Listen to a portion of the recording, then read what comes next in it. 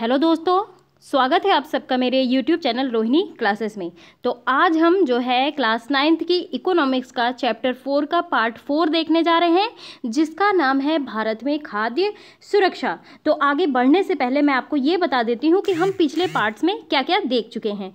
तो देखिए, हम जो है खाद्य सुरक्षा क्या है, ठीक है, क्यों है, ये चीज़ें देख चुके हैं, ठीक है। खाद्य असुरक्षित कौन है, इनके बारे में हमने देख लिया है। विभिन्न कहानियों के जो है कहानियों को देखकर हमने ये समझने का प्रयास किया है कि कौन ऐसे व्यक्ति हैं जो खाद्य में असुरक्षित हैं, ठीक है। भारत में जो है खाद्य सुरक्षा के बारे में हमने डिटेल वे में स्टडी किया है पिछले पार्ट में, पार्ट 3 में बफर स्टॉक और सार्वजनिक वितरण प्रणाली के बारे में। तो आप विजिट करके जरूर देखिए, क्योंकि एग्जाम में ये क्वेश्चन पूछे जाते हैं।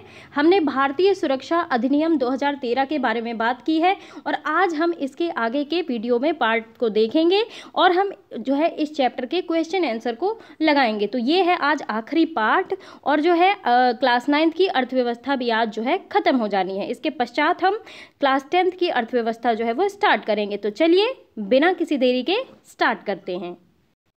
तो देखिए, पिछले पार्ट में हमने जो है पीडीएस सिस्टम और बफर स्टॉक के बारे में बात किया था, उसी सीरीज को हम आगे बढ़ाते हुए देखते हैं, ठीक है। तो वर्ष 2014 में एफसीआई के पास गेहूं और चावल का भंडार जो है 65.2 करोड़ टन था, जो न्यूनतम बफर प्रतिमान से बहुत अधिक था। फिर भी ये बफर स्टॉक ना प्रतिमानों से लगातार ऊंचा बना रहा, ठीक है। अभी हमने जो है मैप के थ्रू ये समझने का प्रयास किया था, मैं फिर से आपको आज दिखा देती हूँ।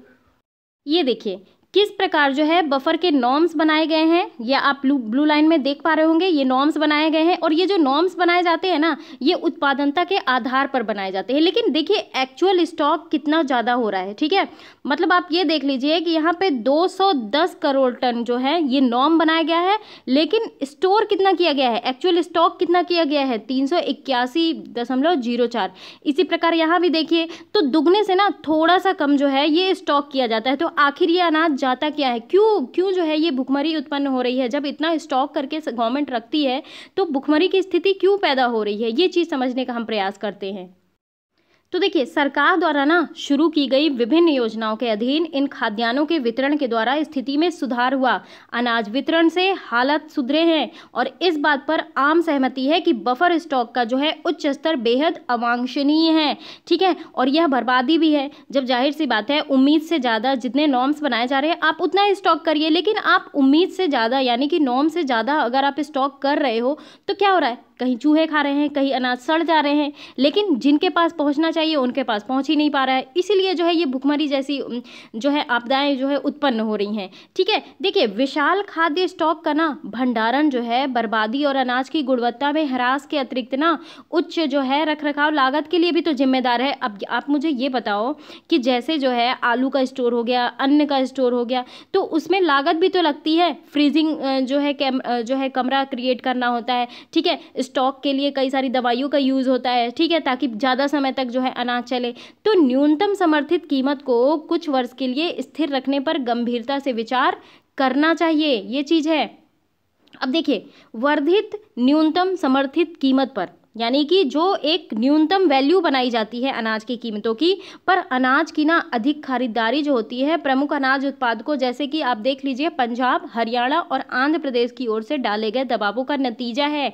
ये ऐसे राज्य हैं जहां पे अनाज की सबसे ज़्यादा उपज होती है, तो इन राज्यों के द्वारा ना डाले गए दबावों के कारण जो है इनकी जो है न्यूनतम समर्थित कीमत पर अनाज की अधिक खरीदारी होती है, ठीक है। और इसके अलावा चूंकि खरीदारी जो है कुछ समृद्ध क्षेत्रों में यानी कि पंजाब, हरियाणा, पश्चिमी उत्तर प्रदेश, आंध्र प्रदेश और कुछ सीमा तक जो है पश्चिम बंगाल भी में मुख्यतः 2 फसलें होती हैं। बेसिकली आप अपने उत्तर प्रदेश को ही देखिए कि हमारे यहाँ गेहूं और चावल बहुत ज़्यादा जो है पैदावार होती है अन्य जो है अन्य उत्पादों के मामले में। तो देखिए, न्यूनतम समर्थित कीमत में ना वृद्धि ने जो है विशेषतः खाद्यान्नों के अधिशेष वाले राज्य यानी कि जो प्रयोग से ज़्यादा पैदावार कर रहे हैं, तो ऐसे राज्यों को जो है किसानों को अपनी भूमि पर मोटे अनाजों की खेती समाप्त कर धान और गेहूं उपजाने के लिए प्रेरित किया गया है। जबकि देखिए, मोटे अनाज गरीबों का प्रमुख भोजन है, ठीक है। धान की खेती के लिए सघन सिंचाई के पर्यावरण और जो है जल स्तर में गिरावट भी आई है, ये भी चीज़ ध्यान रखेंगे। तो जिससे ना इन राज्यों में कृषिगत विकास को बनाए रखने में खतरा पैदा हो गया है। अब यहाँ ये क्यों कहा जा रहा है कि मोटे अनाज गरीबों का प्रमुख भोजन है? अब आप देखिए, जैसे आप सोनम के चावल देख लीजिए, ठीक है, आप बासमती राइस देख लीजिए, ये तो उम्मीद से बहुत ज़्यादा महंगे होते हैं। तो मोटे अनाज जो होते हैं इन कंपैरिजन तो थोड़े सस्ते होते हैं। तो क्या होता है, ये गरीबों का मुख्य भोजन है। गरीब तो जो है बासमती राइस नहीं खा पाएंगे ना। गरीब क्या, हम मध्यम वर्ग के लोग भी रोज रोज बासमती राइस नहीं खा पाएंगे, मैं आपको ये बता दूं, ठीक है।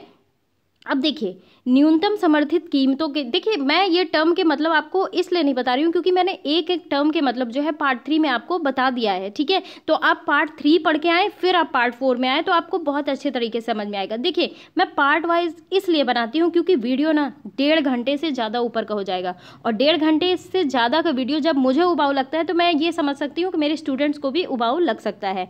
तो आप पहले पार्ट 1 देखिए, फिर पार्ट 2 देखिए, फिर पार्ट 3, फिर आप पार्ट 4 में आइए। मुझे पूरी उम्मीद है कि आपको पूरा चैप्टर, मैं 100% दावे के साथ कह सकती हूँ कि पूरा चैप्टर आपको बहुत अच्छे तरीके से समझ में आएगा। चलिए आगे बढ़ते हैं। न्यूनतम समर्थित कीमतों के बढ़ने से ना सरकार की खाद्यान्नों की वसूली जो है अनुरक्षण लागत बढ़ जाती है। कैसे? एफसीआई की बढ़ती परिवहन और भंडारण लागत ने इसे और बढ़ा दिया है। अब देखिए परिवहन, अब पेट्रोल डीजल महंगे हो रहे हैं तो परिवहन भी महंगा होगा, ठीक है, भंडारण भी महंगे हो रहे हैं। तो इसलिए ना न्यूनतम समर्थित कीमतों के बढ़ने से सरकार की जो है लागत भी बढ़ रही है अनुरक्षण की, उसे स्टॉक करने की, उसका भंडारण करने की। तो ये चीज़ बताई जा रही है। अब देखिए NSSO नंबर 558 की रिपोर्ट के अनुसार, यानी कि नेशनल सैंपल सर्वे ऑर्गेनाइजेशन की रिपोर्ट के अनुसार जो है ग्रामीण भारत में प्रति व्यक्ति चावल की खपत देखिए कितनी है, 6.38 किलोग्राम वर्ष। ये जो है 2004-05 से में घटकर 5.98 किलोग्राम आ गई है। अब जो है वर्ष 2011-12 में और कम हो गई है, ठीक है। वहीं बात करें अगर नगरीय जनसंख्या के बारे में, तो नगरीय भारत में प्रति व्यक्ति प्रति माह चावल की खपत 4.71 किलोग्राम से घट के 4.49, और 2011-12 में ये हो गया है और कम, ठीक है। तो प्रति व्यक्ति पीडीएस जो है ना, पब्लिक डिस्ट्रीब्यूशन सिस्टम, चावल की खपत जो है 2004-05 से 2011-12 तक ग्रामीण भारत में दुगनी हुई है, ठीक है। तो ये चीज़ है। तो देखिए नगरीय भारत में 66% बढ़ी है। तो पीडीएस जो है ना, गेहूं की प्रति माह प्रति व्यक्ति खपत जो है 2004-05 में ग्रामीण एवं नगरीय भारत में दोगुना हुई है। यानी कि पीडीएस डीलर ना अधिक लाभ कमाने के लिए अनाज को खुले बाजार में बेचना, राशन दुकानों में घटिया अनाज बेचना। आप देखते होंगे राशन की दुकानों से, मैंने तो देखा है, इतने मतलब इतनी गिरी हालत में रहते हैं ना ये अनाज की, मतलब उसको खाना पॉसिबल नहीं है, ठीक है। तो राशन की दुकानों में ना घटिया अनाज बेचना, दुकान कभी कभार खोलना, जैसे अपचार करते हैं, ठीक है। राशन की दुकान घटिया किस्म के अनाज का पड़ा रहना आम बात है जो बिक नहीं पाता। तो यह ना एक बहुत बड़ी समस्या साबित हो रही है। तो देखिए जब राशन की दुकानें इन अनाजों को बेच नहीं पाती ना, तो एफसीआई के गोदामों में जो है अनाज के विशाल स्टॉक जमा हो जाता है। और हाल ही के वर्षों में एक और कारण से सार्वजनिक वितरण प्रणाली में गिरावट आई है। देखिए पहले क्या होता था, पहले प्रत्येक परिवार के पास निर्धन या गैर निर्धन राशन कार्ड था, जिसमें चावल, गेहूं, चीनी आदि वस्तुओं का एक निश्चित कोटा होता था, और ये जो है ना प्रत्येक परिवार को एक समान निम्न कीमत पर बेचे जाते थे। और अगर बात हम करें आज की, तो आज आप जो 3 प्रकार के कार्ड और कीमतों की श्रृंखला देखते हैं ना, पहले ये नहीं थे। बड़ी संख्या में परिवार राशन की दुकानों से अनाज खरीद सकते थे।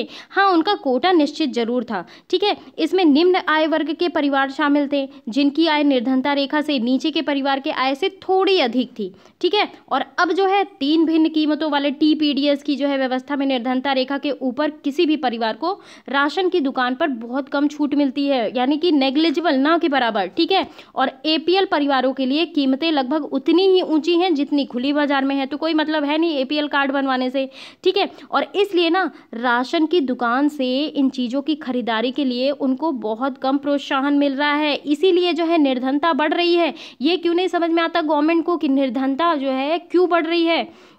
जब जाहिर सी बात है प्रोडक्शन हो रहा है, उत्पादन हो रहा है, तो मुझे ये नहीं समझ में आता कि कीमतें क्यों इतनी ऊंची रखी जाती हैं।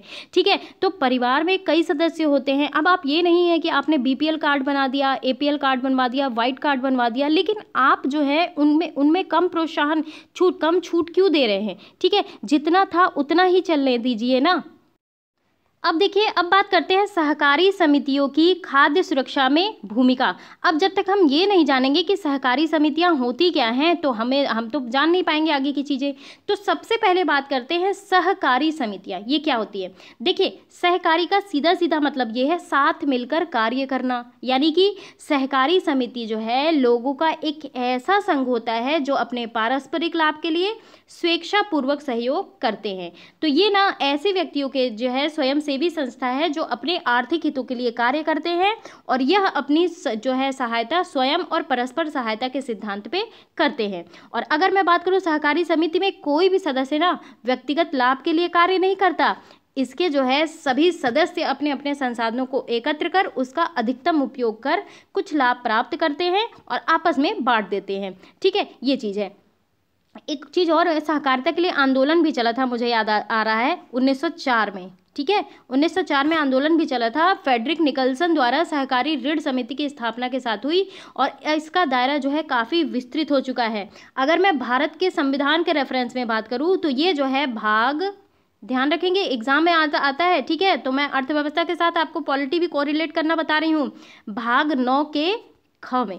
ठीक है, और अनुच्छेद 243 में इसका प्रावधान किया गया है, किसका, सहकारी समिति का। अब मैं थोड़ा सा बात बता दूं आपको कि इन सहकारी समितियों को बनाने का मोटिव क्या है, क्या लाभ होता है आखिर इससे। आखिर जब बनाया गया है तो कुछ ना कुछ तो लाभ होगा ही होगा।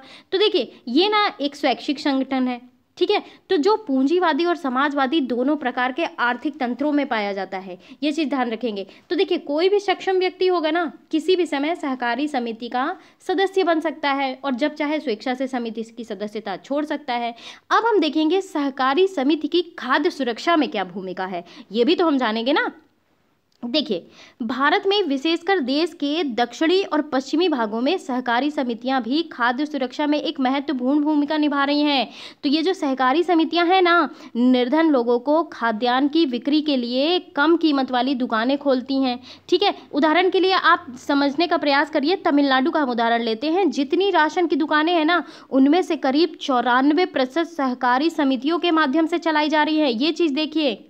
और अगर बात करें दिल्ली में, तो दिल्ली में मदर डेयरी उपभोक्ताओं को दिल्ली सरकार द्वारा निर्धारित नियंत्रित दरों पर दूध और सब्जियां उपलब्ध कराने में तेजी से प्रगति कर रही है। और गुजरात की बात करें अगर, तो दूध और दुग्ध उत्पादों में अमूल यानी कि एक और सफल जो है सहकारी समिति का उदाहरण है। ठीक है, तो इसने ना देश में श्वेत क्रांति ला दी है। तो देश के विभिन्न भागों में कार्यरत सहकारी समितियों के और जो है अनेक उदाहरण हैं, जिसमें जो है जिन्होंने समाज के विभिन्न वर्गों के लिए खाद्य सुरक्षा सुनिश्चित कराई है। अब इसी तरह देखिए, महाराष्ट्र में एकेडमी ऑफ डेवलपमेंट साइंस यानी कि एडीएस ने विभिन्न क्षेत्रों में अनाज बैंकों की स्थापना की है। ठीक है, के लिए जो है गैर सरकारी संगठनों के नेटवर्क में सहायता की है। और एडीएस जो है गैर सरकारी संगठनों के लिए खाद्य सुरक्षा के विषय में प्रशिक्षण और क्षमता का निर्माण कार्यक्रम संचालित करती है। ठीक है, और क्या होता है, अनाज बैंक जो है ना, अब धीरे धीरे महाराष्ट्र के विभिन्न भागों में खुलते जा रहे हैं। तो अनाज बैंकों की स्थापना जो है गैर सरकारी संगठनों के माध्यम से उन्हें फैलाने और खाद्य सुरक्षा पर सरकार की नीति को प्रभावित करने में एडीएस की जो है कोशिश रंग ला रही है। तो एडीएस जो है अनाज बैंक कार्यक्रम को एक सफल और एक नए प्रकार के खाद्य सुरक्षा कार्यक्रम के रूप में स्वीकृति मिली है। अब आइए देखिए, यही चैप्टर समाप्त हो रहा है और हम थोड़ा सा सारांश के बारे में देख लेते हैं कि हमने क्या क्या चीज़ इस चैप्टर से सीखी। तो देखिए, किसी देश में खाद्य सुरक्षा तब सुनिश्चित होती है जब उसके सभी नागरिकों को पोषक भोजन मिले, यानी कि संतुलित भोजन मिले, जिसमें कार्बोहाइड्रेट, प्रोटीन, वसा, ठीक है, मिनरल्स, सारी चीज़ें उपलब्ध हों, ताकि वो कुपोषण का शिकार ना हो, मैरास्मस, क्वाशियोरकर जैसे रोगों का शिकार ना हो। ठीक है, तो व्यक्तियों के पास स्वीकार्य गुणवत्ता के खाद्य खरीदने की सामर्थ्य होती है और भोजन तक पहुँच में कोई अवरोध नहीं होता। तो निर्धनता रेखा से नीचे रह रहे लोग खाद्य की दृष्टि से सदैव जो है असुरक्षित रहते हैं, ठीक है। जबकि संपन्न लोग भी आपदाओं के समय खाद्य की दृष्टि से असुरक्षित हो सकते हैं। यद्यपि ये कहा जा सकता है कि भारत में ना लोगों का एक बड़ा वर्ग खाद्य और पोषक तत्वों के प्रति असुरक्षा से ग्रस्त है। अब देखिए, सबसे अधिक प्रभावित समूह जो है ग्रामीण क्षेत्रों के भूमिहीन और गरीब परिवारों का है। तो बहुत कम वेतन वाले कार्यों में लगे लोग शहरी क्षेत्रों में मौसमी कार्यों में लगे अनियत श्रमिक हैं। तो हमने इनके बारे में अच्छे से पढ़ा है, ठीक है, कहानी के माध्यम से भी हमने समझने का प्रयास किया है। तो देश के कुछ क्षेत्रों में खाद्य की दृष्टि से असुरक्षित लोगों की बड़ी संख्या में तुलनात्मक रूप से बहुत अधिक है। अब देखिए, जैसे आर्थिक रूप से पिछड़े राज्यों में जहां बहुत अधिक गरीबी है, अगर मैं बात कर लूँ बिहार की, छत्तीसगढ़ की, तो बहुत ज़्यादा गरीबी है वहाँ जनजातियों वाले व दूरस्थ क्षेत्रों में, और ऐसे क्षेत्र जहाँ प्राकृतिक आपदाएं आती रहती हैं, उड़ीसा की मैंने बात की है ना। तो जो है समाज के ना सभी वर्गों के लिए खाद्य की उपलब्धता सुनिश्चित करने के लिए ना भारत सरकार ने सावधानी पूर्वक सुरक्षा प्रणाली जो है खाद्य की तैयार की है, जिसमें 2 घटक हैं। हमने पार्ट 3 में बहुत अच्छे तरीके से समझा है, बफर स्टॉक को और सार्वजनिक वितरण प्रणाली को। तो सार्वजनिक वितरण प्रणाली के जो है अतिरिक्त कई निर्धनता उन्मूलन कार्यक्रम भी शुरू किए गए हैं, और इनमें खाद्य सुरक्षा का घटक भी शामिल है। तो इनमें से कुछ कार्यक्रम देखिए, एकीकृत बाल विकास सेवाएं हो गई, काम के बदले अनाज योजना हो गई, दोपहर का भोजन, अंत्योदय अन्न योजना, ये सारी योजनाओं को हम देख चुके हैं, है ना। हम बस सारांश देख रहे हैं कि हमने क्या क्या स्टडी किया है, ठीक है। तो एग्जाम पॉइंट ऑफ व्यू से ये सारी चीज़ें इंपॉर्टेंट है, ठीक। तो चलिए अब आइए इसका क्वेश्चन देख लेते हैं इस चैप्टर का। यदि हम पहला क्वेश्चन देखें कि भारत में खाद्य सुरक्षा कैसे सुनिश्चित की जाती है। देखिए, सबसे पहली बात, प्रत्येक व्यक्ति के लिए खाद्य उपलब्ध रहे। दूसरी बात, लोगों के पास अपनी भोजन आवश्यकताओं को पूरा करने के लिए पर्याप्त और पौष्टिक भोजन खरीदने के लिए जो है धन उपलब्ध हो।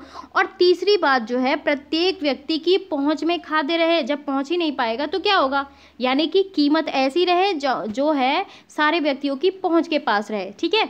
अगला क्वेश्चन है, कौन लोग खाद्य असुरक्षा से अधिक ग्रस्त हैं। जैसे कि मैंने आपको बताया कि चाहे वो पारंपरिक दस्तकार हों, पारंपरिक सेवाएं प्रदान करने वाले हों, अपना छोटा मोटा काम वाले कामगार हों, भिखारी हों, शहरी कामकाजी मजदूर हों, अनुसूचित जाति, जनजाति और जो है अन्य पिछड़ी जातियों के कुछ वर्गों के लोग, और जो है प्राकृतिक आपदाओं से प्रभावित लोग, और गर्भवती और दूध पिला रही महिलाओं और 5 वर्ष से कम उम्र के बच्चे जो है खाद्य में असुरक्षित हैं, ठीक है। अगला क्वेश्चन देखते हैं, भारत में कौन से राज्य खाद्य असुरक्षा से अधिक ग्रस्त है। जैसे कि मैंने आपको बताया कि हमारा उत्तर प्रदेश पूर्वी और दक्षिणी पूर्वी का हिस्सा, ठीक है, बिहार, झारखंड, उड़ीसा, वेस्ट बंगाल, छत्तीसगढ़, मध्य प्रदेश और महाराष्ट्र के कुछ भागों में खाद्य की दृष्टि से असुरक्षित लोगों की सर्वाधिक संख्या है। अगला क्वेश्चन है, क्या आप मानते हैं कि हरित क्रांति ने भारत को खाद्यान्न में आत्मनिर्भर बना दिया है, और कैसे। तो देखिए, क्या है ना कि स्वतंत्रता के पश्चात खाद्यान्नों में आत्मनिर्भरता प्राप्त करने के लिए सभी उपाय किए गए। तो भारत में कृषि की एक नई रणनीति अपनाई गई, जैसे कि हरित क्रांति के कारण गेहूं उत्पादन में तेजी से वृद्धि हुई। तो गेहूं की सफलता के बाद ना चावल के क्षेत्र में इसकी सफलता की पुनरावृत्ति हुई। पंजाब और हरियाणा की बात करूं अगर मैं, तो यहाँ पे सर्वाधिक वृद्धि हुई, ठीक है। और जहाँ जो है अनाजों का उत्पादन 1964-65 में 72.3 लाख टन की तुलना में बढ़कर ना 95-96 में 3.03 करोड़ टन पर पहुंच गया। अब तक का सर्वाधिक ऊंचा रिकॉर्ड था ये। तो दूसरी तरफ तमिलनाडु और आंध्र प्रदेश में चावल के उत्पादन की उल्लेखनीय वृद्धि हुई। अतः ये हम कह सकते हैं कि हरित क्रांति ने भारत में काफ़ी हद तक खाद्यान्नों पे आत्मनिर्भर बना दिया है। अगला क्वेश्चन देखते हैं, भारत में लोगों का एक वर्ग अब भी खाद्य से वंचित है, ये बताइए। देखिए, भारत में जो है ना लोगों का एक बहुत बड़ा वर्ग जो है खाद्य और पोषण की दृष्टि से असुरक्षित है, परंतु इससे ना सर्वाधिक प्रभावित वर्गों में है ग्रामीण क्षेत्रों के भूमिहीन परिवार, जो थोड़ी बहुत या फिर कह लीजिए नगण्य भूमि पर निर्भर है, जिनके पास बिल्कुल भूमि ही नहीं है, ठीक है। तो कम वेतन पाने वाले लोग, शहरों के जो है मौसमी बेरोजगार हो गए, अनुसूचित जाति, जनजाति, अन्य पिछड़ी जाति के लोग हो गए। तो ये सारे लोग जो है ना खाद्य की दृष्टि से असुरक्षित हैं, या फिर जो है कुछ आपदाएं जहाँ पे आ जाती है वहाँ के लोग भी जो है असुरक्षित हो जाते हैं खाद्य के रूप से, ठीक है। तो ये चीज़ है। अगला क्वेश्चन देखते हैं, जब कोई आपदा आती है तो खाद्य पूर्ति पर क्या प्रभाव पड़ता है। बहुत बड़ा प्रभाव पड़ता है। देखिए, जब प्राकृतिक आपदा आई या फिर कह लीजिए सूखे के कारण जो है खाद्यान्न की कुल उपज में ही गिरावट आ जाती है, सूखा आ जाता है। आपको तो पता है ना कि हमारे देश जो है, हमारा भारत देश मौसम पे डिपेंड है, मानसून पे, ठीक है। मानसून आएगा तभी जो है पैदावार अच्छी होगी। अब जब मानसून ही नहीं आया तो सूखा पड़ा, और सूखा पड़ा तो इससे प्रभावित क्षेत्र में खाद्यान्न की कमी भी हुई।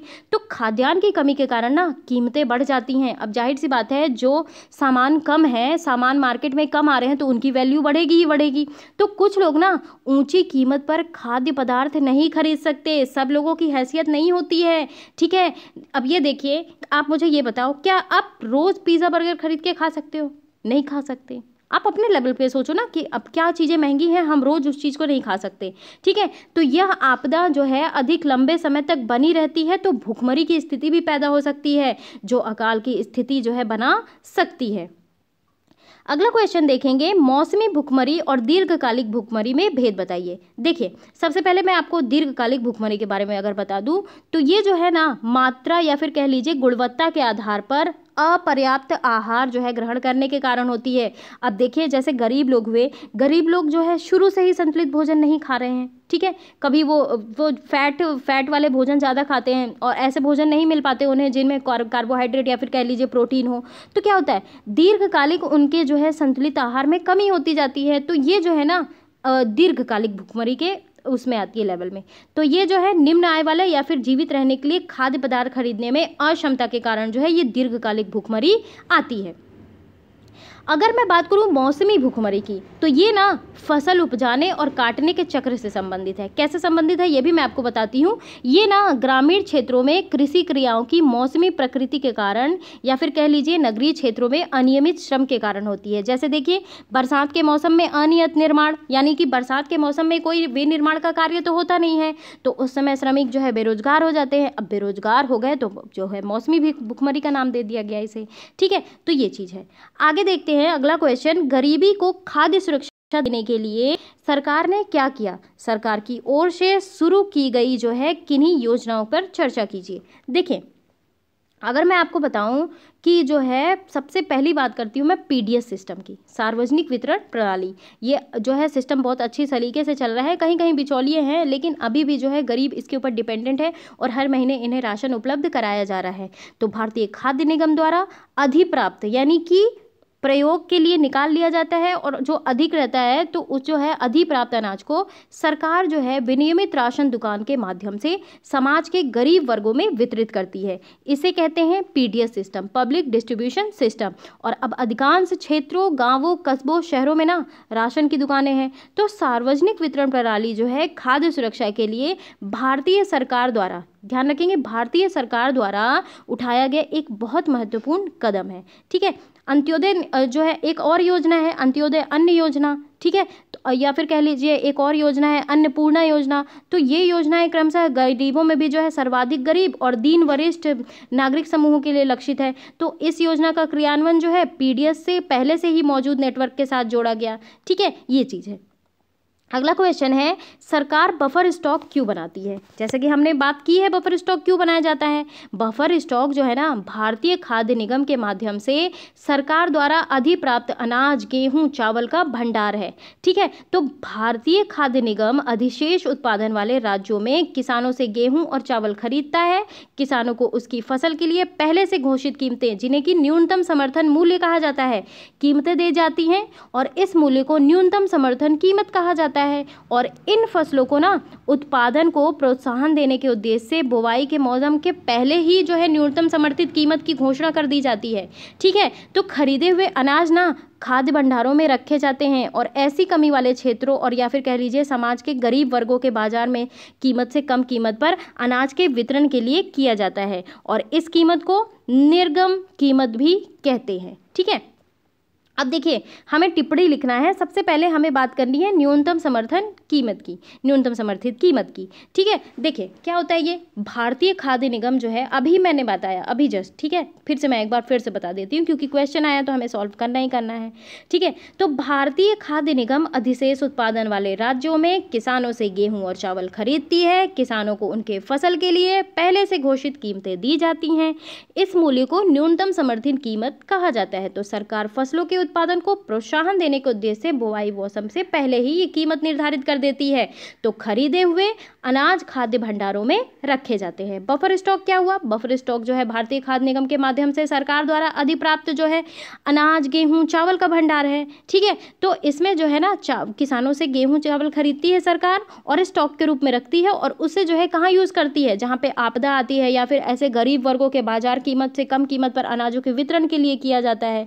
ठीक है, अब बात करेंगे निर्गम कीमत क्या होता है। निर्गम कीमत का मतलब क्या होता है? ठीक है, तो फसलों के उत्पादन को प्रोत्साहन देने के उद्देश्य से ना बुवाई के मौसम के पहले सरकार न्यूनतम समर्थित कीमत की घोषणा करती है और खरीदे हुए अनाज खाद्य भंडारों में रखे जाते हैं। तो ऐसी कमी वाले क्षेत्रों में या फिर कह लीजिए समाज के गरीब वर्गों में के बाजार में कीमत से जो है कम कीमत पर इसे वितरण किया जाता है। इसे कहते हैं निर्गम कीमत। ठीक है, उचित दर की दुकान क्या हुआ? ये देखिए, भारतीय खाद्य निगम द्वारा अधिप्राप्त अनाज को ना सरकार विनियमित राशन की दुकानों के माध्यम से समाज के गरीब वर्गों में वितरित करती है। तो राशन की दुकानों में ना, जिन्हें उचित दर वाली दुकानें कहा जाता है, पर चीनी, खाद्यान्न और खाने पकाने वाले मिट्टी के तेल के भंडार होता है और ये लोगों के सामान बाजार कीमत से कम कीमत पर देती है। ठीक है, अगला क्वेश्चन है, राशन की दुकानों के संचालन में क्या समस्याएं हैं?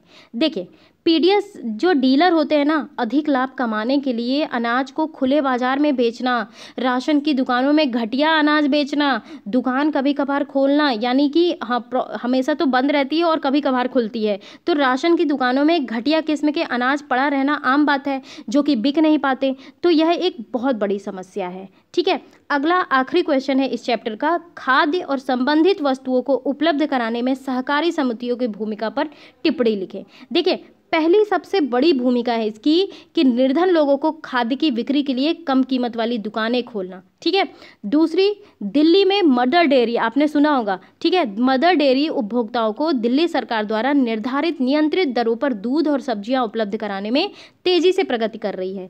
तीसरी चीज़, गुजरात की अगर मैं बात करूँ तो गुजरात में दूध और दूध उत्पादन के में जो है अमूल और सफल सहकारी समिति का उदाहरण है। इसमें श्वेत क्रांति भी ला दी है। ठीक है, अब एक क्वेश्चन और उठता है, पूछा जाता है कि श्वेत क्रांति लाने का श्रेय किसको जाता है? तो मैं आपको बता दूं, जाता है वर्गीज कुरियन। ठीक है, तो इन्हें ना दुग्ध उत्पादन का जन्मदाता भी कहा जाता है, वर्गीज कुरियन। इन्हें जो है श्वेत क्रांति का जनक कहा जाता है। ठीक है, अगली बात अगर मैं सहकारी समिति की करूं तो देखिए, भारत में ना सहकारी समिति के कई उदाहरण हैं जो समाज के विभिन्न वर्गों में खाद्य सुरक्षा के लिए बहुत ट्रिमेंडस काम कर रहे हैं। ठीक है, तो चलिए यहीं समाप्त करती हूं मैं अपने वीडियो को, और आज समाप्त होती है क्लास 9 की अर्थव्यवस्था, इकोनॉमिक्स, और अब हम क्लास 10th की इकोनॉमिक्स को समझेंगे। तो आई होप आपको मेरा वीडियो अच्छा लगा होगा, और अच्छा लगा तो कमेंट ज़रूर करिएगा, शेयर भी ज़रूर करिएगा, और जो है लाइक करना बिल्कुल भी नहीं भूलिएगा। Guys, thank you.